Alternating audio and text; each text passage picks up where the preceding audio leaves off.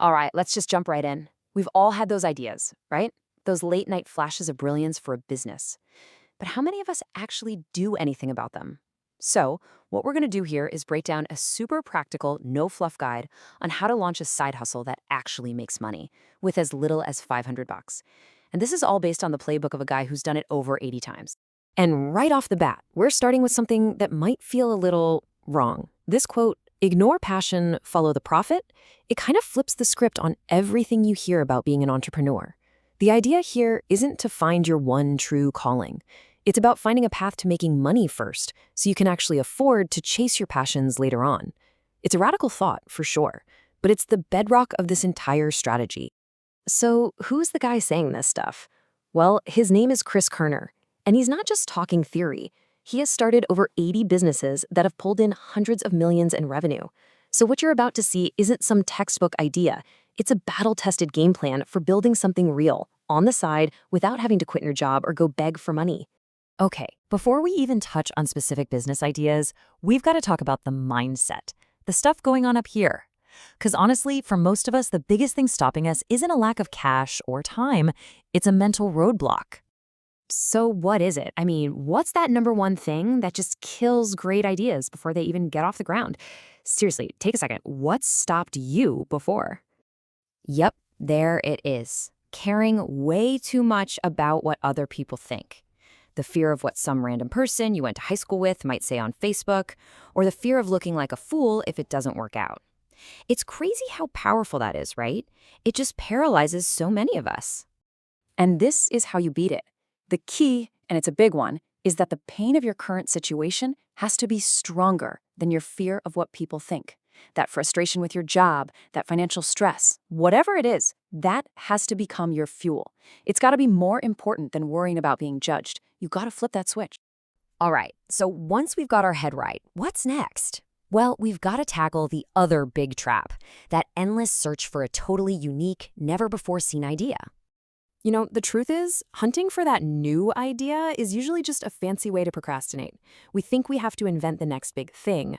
But the reality, an existing market with a bunch of competitors is actually a great sign. It means people are already out there, while it's open, spending money to solve this exact problem. So you've got to completely reframe how you see competition. It's not a stop sign. It's a giant flashing green light. It's validation.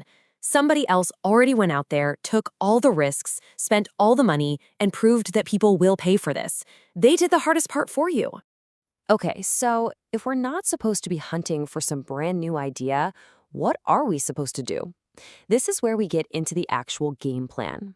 A strategy Kerner calls reconstruction. It's super simple, but really powerful.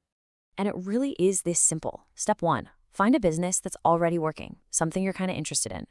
Step 2, put on your detective hat and research how they got to where they are. And step 3, and this is so important, you copy their current model. Not what they were doing 10 years ago in a garage. You copy what's working for them right now. You get to skip all their painful mistakes. And the best part is, you don't need some crazy spy gear to do this. The tools are free and pretty easy to use. You've got the web archive. It's like a time machine for websites, so you can see how they've changed. You've got SimilarWeb to get a peek at where their traffic is coming from. And oh man, Facebook groups. They are an absolute goldmine. You get to hear what real customers are saying, the good, the bad, all of it. Okay, so you found a business to model, but hold on. Before you spend a single dime, you need a signal. You need to know if people will actually buy your version. We need to validate this thing, and we're going to do it super fast and for next to nothing. I mean, just look at the difference here. The old way, spend 2 years building something, try to raise a bunch of money, quit your job, and then just cross your fingers and hope it works. It's nuts. The new way? You post something on Facebook in like 2 hours. Use zero capital. You do it on a Saturday. And by the end of the day, you know if it's a good idea or not. And what's the magic tool for this? It's as simple as Facebook Marketplace. Why? Because it's all about speed and getting a real signal from the real world. It's about momentum. Forget building the perfect website or logo. In just a few minutes, you can throw up a simple post and find out if anyone, literally anyone, is interested in what you're thinking about. Okay. Check out this perfect example.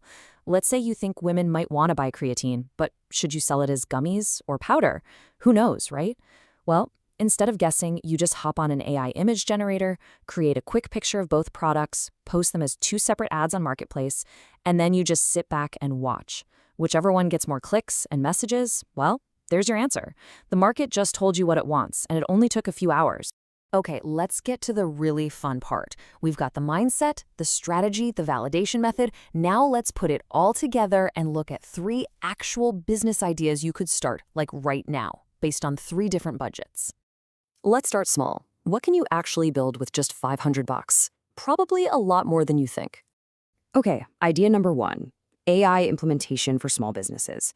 There is a huge gap right now between local businesses who know they need AI and the ones who have any clue how to use it. You can be that bridge. You can use these new vibe coding tools where you literally just type in plain English what you want an app to do and solve a real problem for them. Like, imagine setting up an AI voice agent for a local plumber so they never miss an after-hours emergency call again. Your $500? That's just for some simple Facebook ads to land your first client. Then you charge them a setup fee plus a monthly retainer to keep it running. Boom, you're in business. All right, let's double it. What if you've got $1,000 to play with? Now you can get into businesses with physical items that have a crazy high return. Think about wedding rentals. The market is already validated. People spend a ton of money on weddings, especially outdoor ones. So here's the play. You take a few $100s and you build one really nice wooden wedding arch. Just one. You can rent that single arch out for $1,000 per wedding. The return on your investment is it's insane.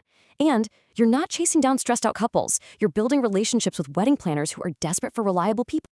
And last but not least, let's talk $5,000. With this kind of budget, you can get into a game that most people think is completely out of reach: real estate.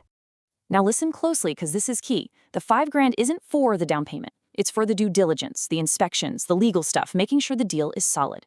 The magic trick here is finding a small, kind of rundown RV park and getting seller financing. That's where the owner acts as the bank. Why would they do that? Well, it's often way easier for them. They get a steady monthly check, and if you mess up, they just take the park back. Then you just add value. You're not reinventing the wheel, you're just doing the basics they neglected.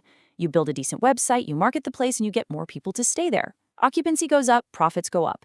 So this is where we land. The excuses are gone. The barrier to entry has never been lower. The tools have never been easier to use. You have ideas flowing through your head every single day. So after seeing this whole playbook, the only real question left is, what are you going to do about the next one?